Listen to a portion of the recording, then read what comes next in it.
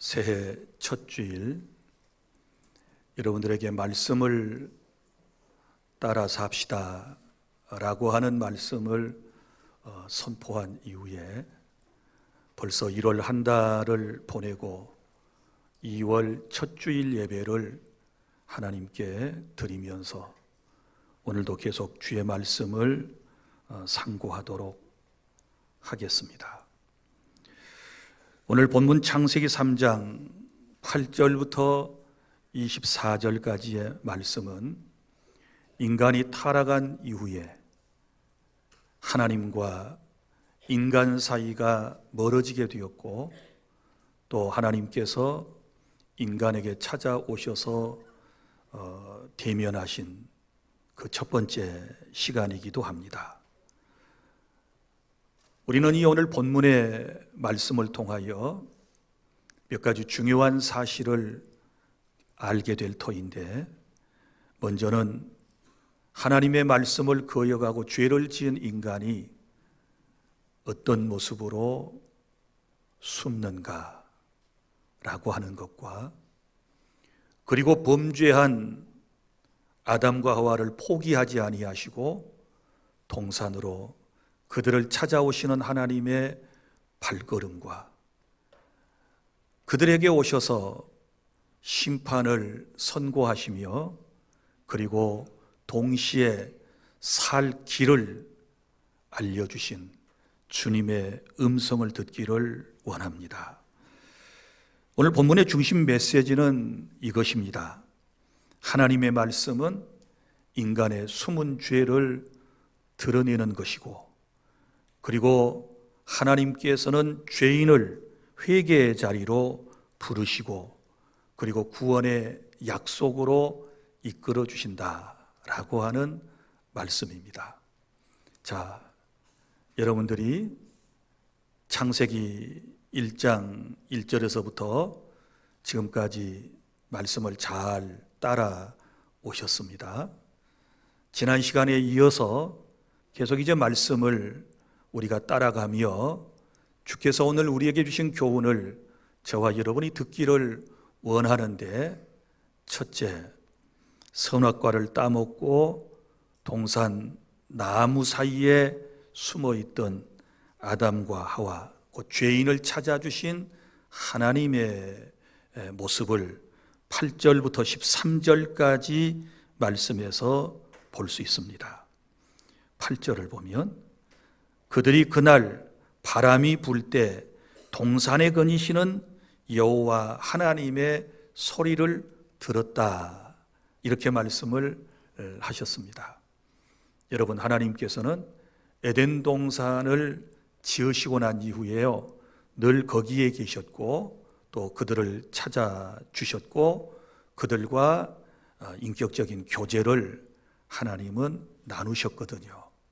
그런데 선악과를 따먹기 이전에는 하나님이 찾아오심은 설렘이었고 큰 기쁨이었습니다. 그리고 동산에서 하나님을 만난다라고 하는 것은 그들의 삶 속에 행복과 평안이었던 것이지요. 그런데 오늘은 하나님께서 동산을 거니시는 그 소리를 들을 때, 찾아오시는 그분의 발걸음 소리를 들을 때 전혀 마음이 기쁘지를 않았습니다. 자, 왜 그랬을까요? 그들의 마음속에 죄가 들어오자 그들은 마음속에 부담을 느낀 것이지요. 그래서 오늘 말씀을 보면 어떻게 했습니까?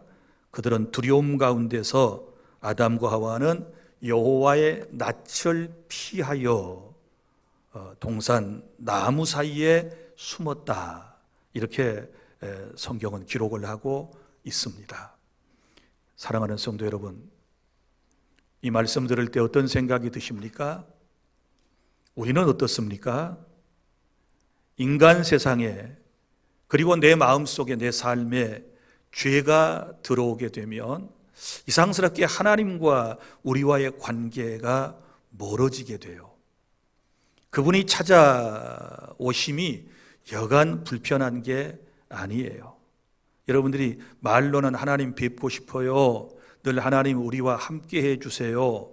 그렇게 기도하고 여러분들이 바라지만 막상 하나님께서 내 앞에 찾아오셨다. 내 마음속에 계심을 내가 확신한다. 내가 살아가는 모습들을 다 지켜보고 계신다.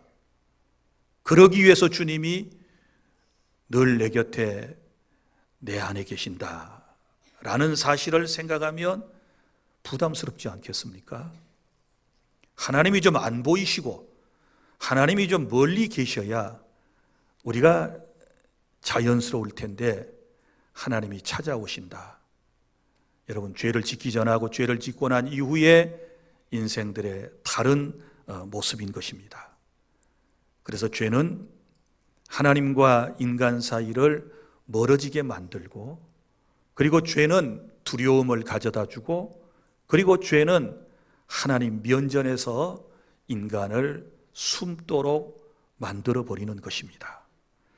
우리도 마찬가지라고 생각을 합니다. 어떻습니까? 여러분이 제가 죄를 짓고 하나님께 나와서 예배를 하게 되면 예배의 자리에 몸은 나와 있어도 우리의 마음은 숨기지 않습니까? 그리고 말씀을 분명히 듣긴 들어도 죄를 짓고 난 이후에는 그 말씀을 내 삶 속에서 애써 거부하며 적용하지 않으려고 하는 이런 마음들이 우리 안에 없습니까? 그리고 우리 늘 기도한다고 하지만 죄악의 문제가 해결되지 않았을 때는 뭔가를 우리가 주님 앞에 고백하기는 하지만 하나님께 진실한 고백을 하지 못하고 늘 사람을 의식하고 가식적이고 외식적인 그런 기도 생활을 하는 것 아니겠습니까? 자, 그런데 아담과 하와가 범죄하고 동산나무 사이에 숨어 있을 때 하나님이 먼저 찾아오셨다고 그랬지요. 찾아오신 주님께서 이제 아담과 하와의 대화를 어떻게 시작하시는가 하면 질문으로 시작하십니다. 오늘 성경에 맨 처음 나오는 질문입니다. 하나님의 말씀입니다. 내가 어디 있느냐? 라고 물으셨습니다. 질문하셨습니다. 하나님께서 모르시고 부르시는 말씀이 아닙니다. 그의 위치를 지금 확인하신 것 아니지 않습니까? 내가 어디 있느냐라고 하는 이 물음 속에는 지금 관계성에 대한 말씀이거든요. 아담아, 너는 내가 너를 창조하지 않았느냐? 내가 너의 왕이지 않느냐? 내가 너의 주인이지 않느냐? 그런데 지금 너 어디에 숨어 있어? 왜 숨어 있는 거야? 주님께서 물으시는 말씀 아니겠습니까? 그러니까 관계를 묻는 질문입니다. 왜 나를 피하여 숨어 있느냐라고 물으신 다음에 더 정확하게 두 번째, 세 번째 질문을 하시는 것을 볼 수 있습니다. 11절에 보면 누가 너의 벗었음을 내게 알렸느냐 질문입니다. 그 다음에 내가 먹지 말라고 명한 것을 네가 먹었느냐? 라고 물으십니다. 여러분, 우리가 질문을 자꾸 받게 되면 사람들이 굉장히 긴장합니다. 설교를 하다가도 만약에 제가 여러분들에게 질문을 하면 얼마나 긴장하는지 몰라요? 더더구나 지금 아담과 하와는 죄를 짓고 난 이후에 두려워 숨어 있는데 주님이 찾아오셔서 질문을 계속 하시는 거예요. 그럼 질문하시는 목적이 뭘까? 왜 질문을 하실까요? 그를 숨어 있는 자리에서 나오게 하심이고, 죄를 지은 자리에서 말씀을 통하여 그가 지은 죄를 주님께서는 뚜렷하게 드러내시기를 원하신다는 사실을 우리는 알 수 있는 거지요. 여러분 보세요. 내 안에 있는 것, 나의 죄악된 모습, 나의 과거가 드러나는 것, 정말 마음 아픈 일이지 않습니까? 그렇죠. 힘든 일이지요. 그런데 또 한편으로 생각해 보면 이것이 얼마나 큰 은혜인지를 몰라요. 왜냐하면 우리 병원에 가서도 아픈 상처를 가지고 왔다, 또 어딘가 건강 상태가 좋지 않은 모습에서 우리가 의사 앞에 가서 앉게 되면 먼저 환부를 보여야지요. 아픈 곳을 보여줘야 인간의 의사도 그의 병을 치유하지 않습니까? 물론 우리 하나님께서는 여러분이 꽁꽁 싸매고 온 마음도, 여러분이 지금 이것저것으로 가리고 온 그 모든 마음도, 그 죄악도 주님은 다 아시는 겁니다. 그러나 그럼에도 불구하고 우리 주님께서는 여러분 스스로 죄를 고백하기를 원하시고 그걸 드러내시게 하심으로써 하나님의 은혜로 우리의 죄악된 마음을, 우리의 상한 심령을 치유하기를 원하시는 줄로 믿으시기를 바랍니다. 드러내야 치유가 시작되고 회복의 은혜를 우리가 입을 수 있기 때문에 그런 것입니다. 그런데 오늘 참 안타까운 장면을 우리가 본문에서 계속 볼 수 있는데, 그런데 인간의 반응은 어땠습니까? 네가 어디 있느냐? 라고 물으시며 자꾸 질문을 하시는 이 하나님 앞에서 아담과 하와의 반응을 보십시오. 먼저 아담은 변명을 늘어놓습니다. 12절에 보면 뭐라고 변명합니까? 하나님이 주셔서 나와 함께 있게 하신 여자, 그가 줌으로 내가 먹었나이다. 그러니까 선악과를 따먹은 이유에 대해서 적어도 두 가지를 지금 우리 짚고 넘어가야 되는데, 첫 번째는 하나님을 탓하는 거예요. 왜요? 하나님이 주셔서 나와 함께 있게 하신 그 여자, 그러니까 하나님이 내 갈비뼈를 빼내가지고 저 여자 안 만들었으면 이런 일이 없었을 텐데, 하나님이 만드셔가지고 나와 함께 있게 하신 것은 하나님 책임 아닙니까? 이런 뜻이고요. 그 다음에 함께 있게 하신 여자, 그가 줌으로 내가 먹었다. 이건 뭐예요? 여자 때문에, 그 여자 때문에 내가 선악을 알게 하는 나무의 열매를 따먹었다는 이게 핑계거든요.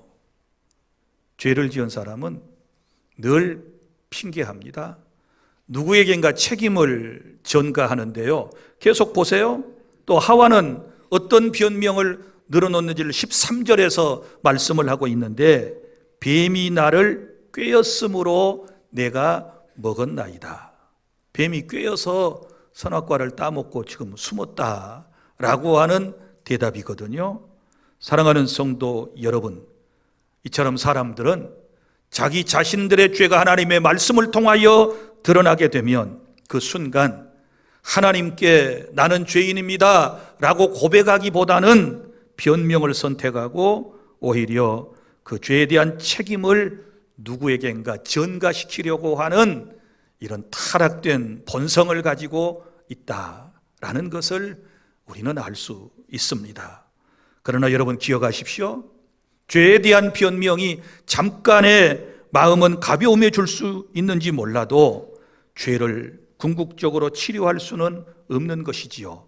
그래서 주님께서 범죄한 나에게 찾아오셔서 나를 찾으시고 부르시고 내 죄를 드러나게 하실 때 우리는 정직한 고백을 해야지 변명을 늘어놓아서는 안 된다라고 하는 것을 이 본문을 통하여 깨닫는 은혜가 있기를 바랍니다. 둘째로 14절부터 19절까지의 말씀을 쭉 따라가 보도록 하겠습니다. 여기에 보면 두 가지 키워드가 나옵니다. 하나는 심판과 하나는 구원의 약속입니다. 그러니까 죄는 심판하시고 하나님께서 구원을 약속해 주시는 놀라운 메시지를 14절부터 19절에서 우리는 찾아볼 수가 있습니다. 여러분, 숨은 죄가 드러났다고 해서 문제가 끝난 것은 아니었습니다.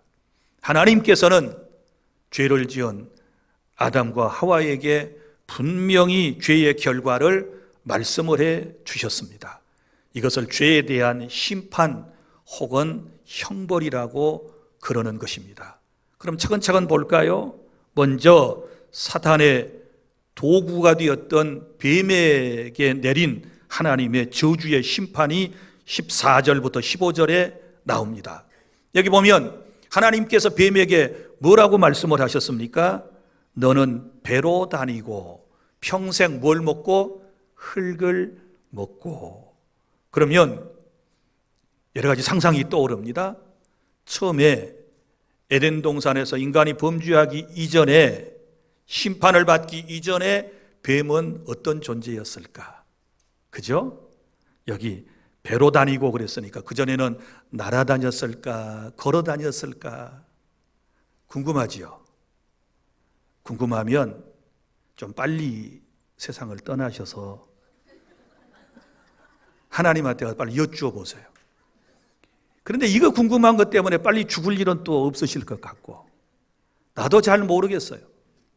그런데 아이들 만화 성경 같은 걸 보면 그때 뱀은 이렇게 똑바로 서 있는 모습이고 아주 예쁘장하게 그려놓은 것을 볼 수 있어요. 그런데 이제 아담과 하와를 꿰어 범죄에 빠뜨리게 만들었기 때문에 하나님이 배로 다니고, 그래서 배미리로 지금 뱀이 다니는 거예요. 그리고 여기 보면 평생에 뭘 먹고? 흙을 먹고. 그럼 실제 뱀이 흙을 먹나요? 아니에요. 뱀이 흙을 먹지 않아요. 그럼 이것은 상징적인 의미인데 그만큼 낮아지게 될 거다. 그만큼 비참한 존재가 될 거다. 이걸 지금 말하고 있는 것이고요. 그리고 그 다음에 여자의 후손과 원수가 되고 여자의 후손은 내 머리를 상하게 할 것이다. 이렇게 선포를 하셨습니다. 이것은 단순한 동물에 대한 저주가 아니라 사탄의 철저한 패배와 비참함을 미리 말씀을 하고 있는 것이지요. 그래서 여인의 후손으로 이 땅에 오신 예수 그리스도께서 사탄의 머리를 밟아버려 깨뜨려 버리시고, 그리고 철저하게 사탄은 패배하게 될 것에 대한 예언의 말씀인 것입니다. 그래서 사탄의 도구로 사용됐던 뱀은 비참과 패배의 모습으로 지금 나오고 있고, 그 다음에 16절에 보면 여자에게 주어진 고통이 나와요. 자, 조금 이 말씀을 제가 나눠서 설명을 해드리면, 그럼 여자에게는 어떤 고통이 찾아왔을까요? 먼저는 임신과 출산의 고통입니다. 우리 아가들 임신해가지고 입덧 많이 연 사람들 왜 그런 줄 아시겠죠? 또 아가를 낳을 때 왜 그렇게 아프고 그런지, 옛날에 우리 어머니들 보면요 이런 말씀하셨어요. 시골집에서 아기 낳으러 방으로 들어갈 때 신발을 딱 벗어놓고 들어가는데, 내가 이 신발을 아기 낳고 살아나서 다시 신을지 못 신을지 모르겠다. 그만큼 아이를 낳는 것은 생사를 넘나드는 겁니다. 물론 지금은 무통 가운데서 정상적인 분만을 또 할 수 없어서 또 꺼내는 수도 있고 그래요. 그러나 원래의 임산과 임신과 출산이라고 하는 것은 너무너무 힘들고 고통스러운 거예요. 제가 아기 낳는 모습을 보았잖아요. 제가 미안한 얘기인데 제 아내가 우리 아들 목사를 낳을 때 제가 우리 아들 목사를 받았잖아요. 아무도 안 놀래요. 우리 아들을 다리 밑에서 제가 주었어요. 얼마나 힘들겠어요. 그 자연분만을 하는데 시골 산골에서 둘이서 아이를 낳았는데 병원에 갈 형편이 안 되니까 산골 교회에서 둘이서 만삭이 된 아내하고 아이를 낳기로 했어요. 정말 못된 남편이고 그저 어디서 그런 용기가 생겼는지도 나도 모르겠어요. 그래서 이제 아이를 낳는데 제가 이제 몇 명 그 아이 낳는 모습들도 옆에서 이렇게 들어도 보고 건너 보기도 했거든요. 근데 정말 힘들어하지요. 힘들어해요. 너무너무 힘들어. 실제 우리 집안에 우리 할머니들은요, 애들 낳고 난 이후에 곧바로 세상을 떠나셨어요. 우리 할머니 딸만 셋 낳고 막내 고모 낳고 곧바로 돌아가시고, 우리 할머니 아들 셋 낳고 막내 작은아버지 낳고 곧바로 돌아가시고, 그렇게 힘든 것이 아기 낳는 일이에요. 근데 왜 그렇게 힘든지 이제 아셨죠? 그럼 남자들은 뭐야? 남자들 기다려봐요. 자, 그래서 임신과 출산의 고통, 그 다음에 또 하나 여성에게 내린 벌이 있었어요. 여기 보면 너는 남편을 원하고 남편은 너를 다스릴 것이다. 이게 무슨 얘기일까요? 제가 이 어감을 잘 이해를 못해가지고 계속 주석을 찾아보고 기도하면서 가장 쉽게 설명할 수 있는 게 이거였어요. 여기 남편을 원한다라고 하는 이 말은 남편을 의지하려고 하는 강한 마음과 또 남편을 차지하려고 하는 주도권에 대한 갈등 관계에 대한 여기 단어이고요. 그 다음에 그런데 남편은 너를 다스린다. 이 말은 무슨 말이에요?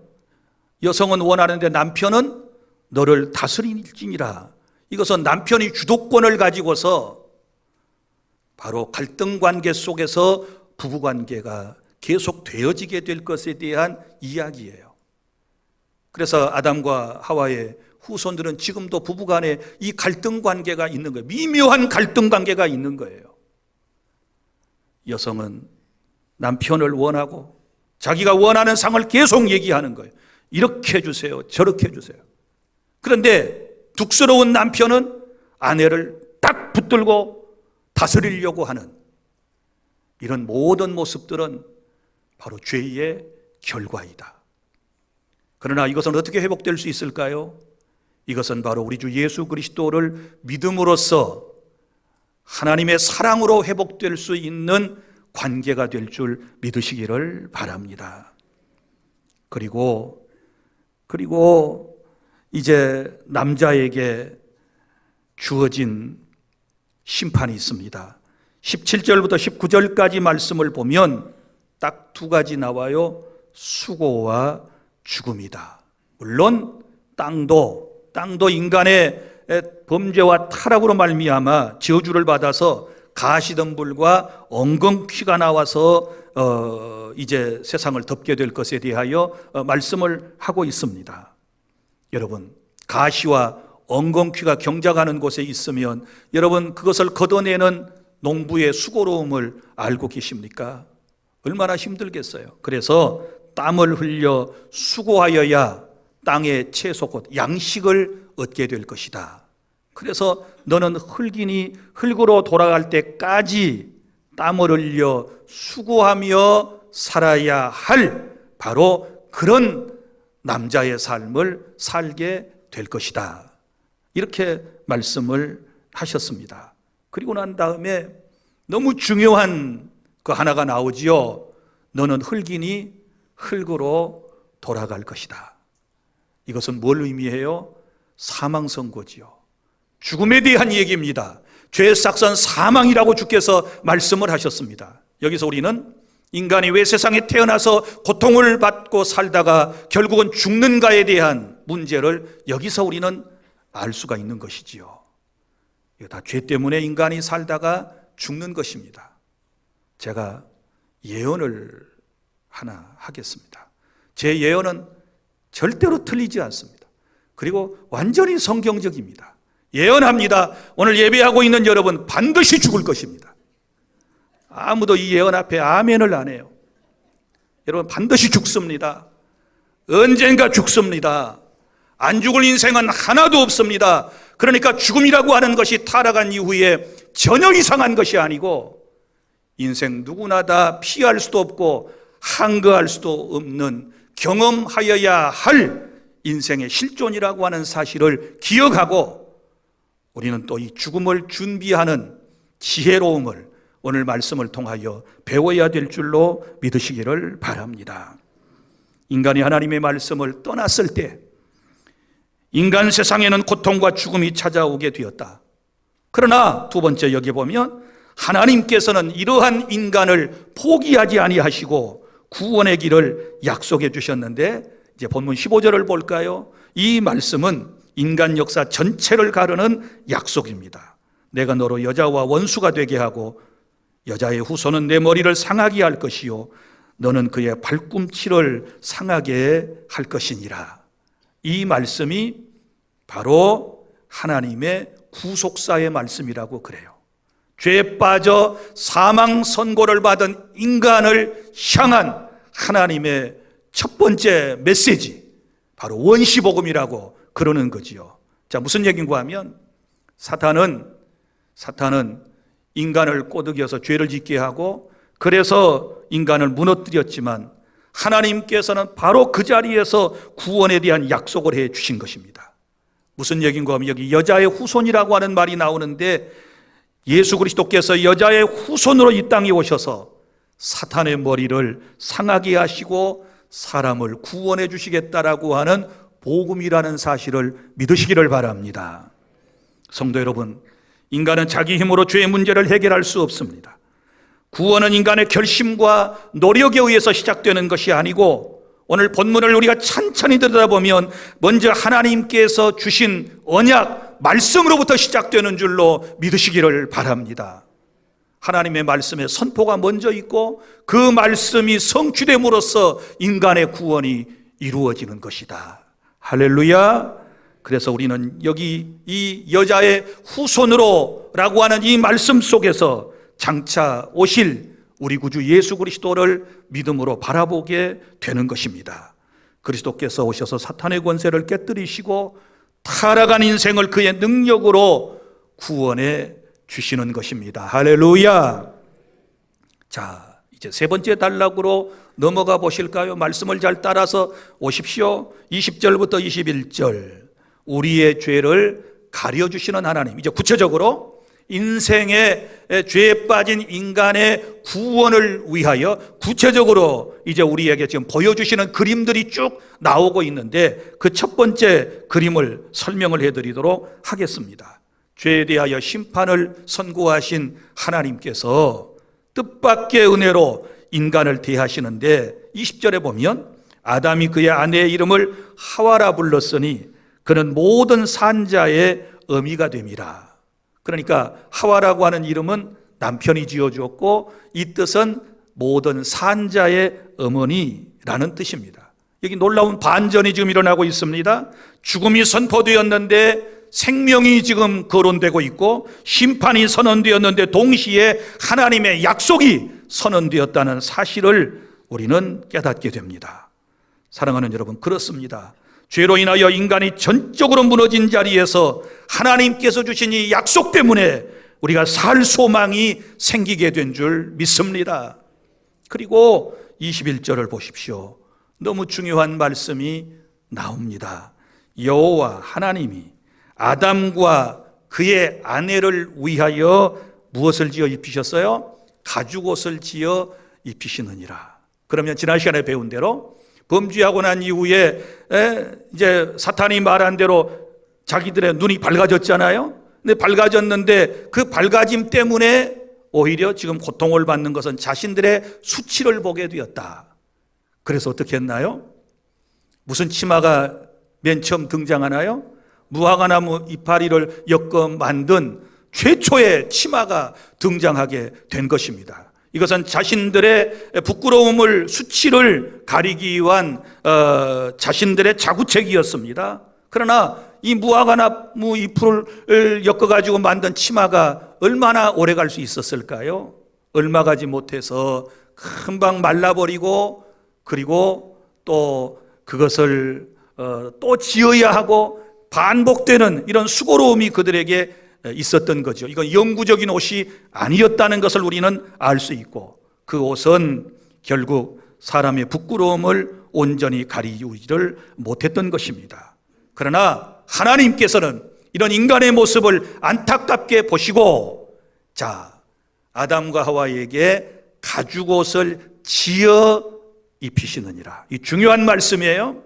자, 자기들이 가죽옷 지어 입은 거 아니고 하나님께서 가죽옷을 지어 입히셨다. 믿습니까? 그러면 보세요. 가죽옷을 이제 입게 되니까 여러분, 이제 저 무화과나무 이파리 치마하고는 달라요. 그런데 이제 가죽옷이 아담과 하와의 수치를 가려주는 너무나도 놀라운 은혜를 입었는데 여기서 한 가지를 놓치면 안 돼요. 그러면 사람의 수치, 부끄러움을 가려주기 위해서 가죽옷이 필요했는데, 가죽옷이 생기려면 누가 죽어야 되나요?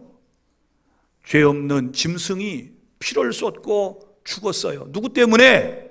아담과 하와 때문에. 아담과 하와의 무엇 때문에? 수치 때문에. 그것을 가리기 위해서 죄 없는 짐승이 피를 쏟고 죽었다. 이걸 놓치면 안 돼요. 그러면 이것이 의미하는 바는 무엇일까요? 바로 우리 주 예수 그리스도와 연결이 되는 것입니다. 요한복음 1장 18절, 예수님을 딱 보는 순간에 세례자 요한은 보라, 세상 죄를 지고 가는 하나님의 어린 양이로다. 어린 양이로다. 예수님은 세상 죄를 지고 가는 하나님의 어린 양으로 이 땅에 오신 것이지요. 그리고 우리에게 영원한 속죄를 이루시고 우리의 모든 죄악과 허물을 주님께서 다 덮어주시고 가려주시기 위해서 자신이 십자가에서 피를 쏟고 죽으심으로써 그 얻은 예수 그리스도의 의의 옷을 지금 저와 여러분에게 입혀주심으로 우리의 모든 죄를 가려주시고 구원의 은총을 주셨다는 사실을 믿으시기를 바랍니다. 이 사실을 믿습니까? 나의 죄를 가려주시려고 죄 없는 예수가 피를 쏟고 죽으셨다. 이걸 깨닫지 못하고 올바른 신앙생활이 될 수 있을까요? 이 진리를 이해하지 못하고 우리가 경건한 그리스도인이 될 수 있을까요? 이 말씀을 통하여 확신을 갖지 못하고 우리가 하나님의 말씀을 따라갈 수 있을까요? 불가한 것입니다. 사랑하는 주 안의 성도 여러분, 우리의 죄를 자신의 목숨 핏값을 지불하시고 자신의 의로 가려주시는 이 하나님의 놀라운 그리스도의 놀라운 사랑에 감사하며 예배하고 오늘도 살아가는 저와 여러분이 될 수 있기를 바랍니다. 여러분, 하나님은 이렇게 우리의 죄를 가려주시는데 우리는 자꾸 들춰내려고 그래요. 죄를 자꾸 들춰내는 것은 물론 하나님의 말씀이 들춰낸다고 그랬습니다. 이건 치유와 회복을 위한 것이었습니다. 그런데 인간이 들춰내는 건 왜 그렇습니까? 그것은 미워하기 때문이고 시기와 질투심 때문인 것이고 누군가를 무너뜨리고 망하게 하기 위해서 자꾸 과거의 죄악과 그의 연약함을 들춰내는 인생의 못된 본성이 오늘 또 우리 안에 꿈틀거리고 있는데 주의 은혜로 다 저와 여러분은 이것을 제어해야 될 줄로 믿습니다. 주님이 가려주셨는데, 주님이 덮어주셨는데 왜 우리가 자꾸 들춰내려고 그럽니까? 우리는 그럴 자격 없습니다. 사랑하는 성도 여러분, 우리의 죄를 가려주시는 이 하나님의 은혜로 오늘 목사 여기 있고 여러분 지금 그 자리에서 예배하시는 거예요. 할렐루야. 마지막 단락 네 번째 22절부터 24절까지 말씀을 보십시오. 여기 인간을 에덴 동산에서 추방시키신 하나님의 깊으신 뜻을 깨달아야 합니다. 하나님께서는 범죄한 아담과 하와를 에덴 동산에서 내보내셨다 이렇게 말씀하고 마지막 절에서는 내쫓으셨다라고 하는 아주 강력한 의조로 말씀을 하시는 것을 볼 수 있습니다. 그 이유가 무엇일까요? 한쪽만 생각하면 하나님 참 매몰차시다.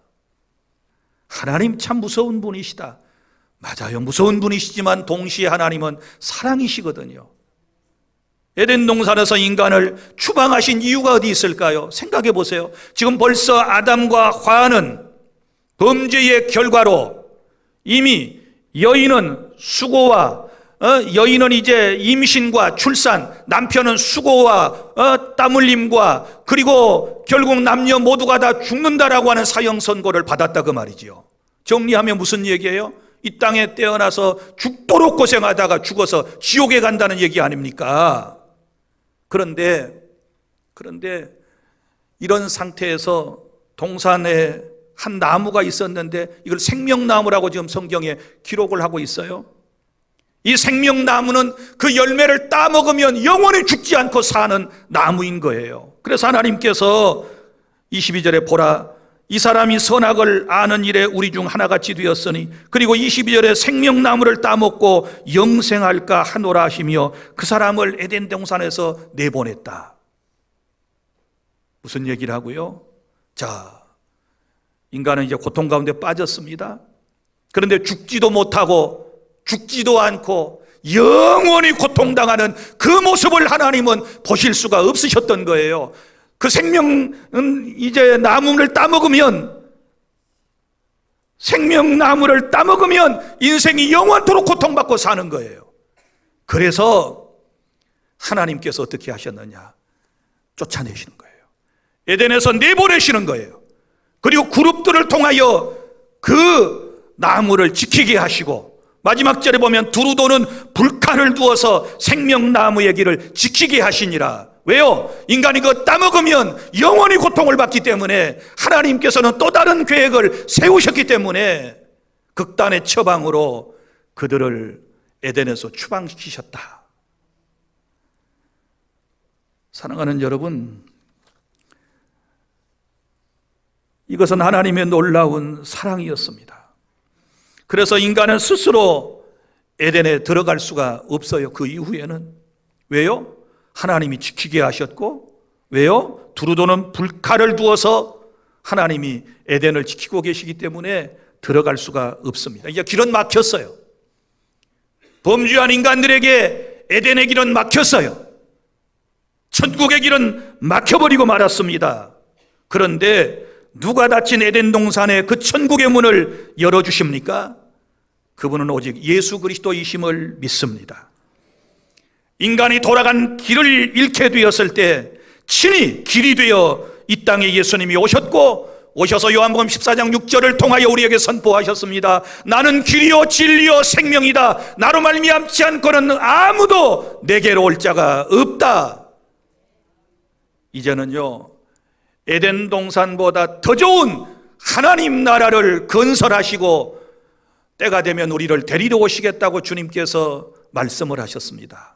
요한복음 14장 1절부터 쭉 주께서 말씀하셨습니다. 너희는 마음에 근심하지 말라. 하나님을 믿으니 또 나를 믿으라. 내가 너희를 위하여 거처를 예비하러 가노니 가서 거처가 예비되면 내가 다시 와서 너희를 내게로 데리고 가서 영원토록 너희들과 함께 살 거야. 이런 말씀을 주셨어요. 할렐루야. 사랑하는 주안의 성도 여러분, 에덴에서 쫓겨난 이야기는 절망으로 끝나는 것 같지만 사실은 더 큰 소망을 향하여 열려있는 것입니다. 왜냐하면 오늘 두 가지 그림을 여러분이 기억을 하셔야 합니다. 우리에게 소망이 있는 것은 여자의 후손에 대한 약속, 그 여자의 후손은 바로 우리 구주 예수 그리스도이십니다. 할렐루야. 그리고 하나님이 입혀주신 가죽옷, 바로 은혜의 옷, 의의 옷, 이것 때문에 우리가 소망을 가지고 오늘 또 예수 믿고 구원받고 하나님의 자녀가 되어 이 자리에 있는 줄 믿습니다. 말씀을 맺습니다. 오늘 우리는 죄와 그 결과에 대해 들었습니다. 죄라고 하는 것은 하나님을 두려움의 대상으로 바꾸는 것이고, 그리고 사람들을 스스로 숨게 만들고 변명을 낳게 하는 것이고, 고통과 수고와 죽음을 가져오며 마침내 에덴 밖으로 내몰게 한다는 말씀을 드렸습니다. 그러나 동시에 오늘 말씀은 하나님께서 은혜로 저와 여러분에게 구원의 길을 제시해 주신 줄로 믿습니다.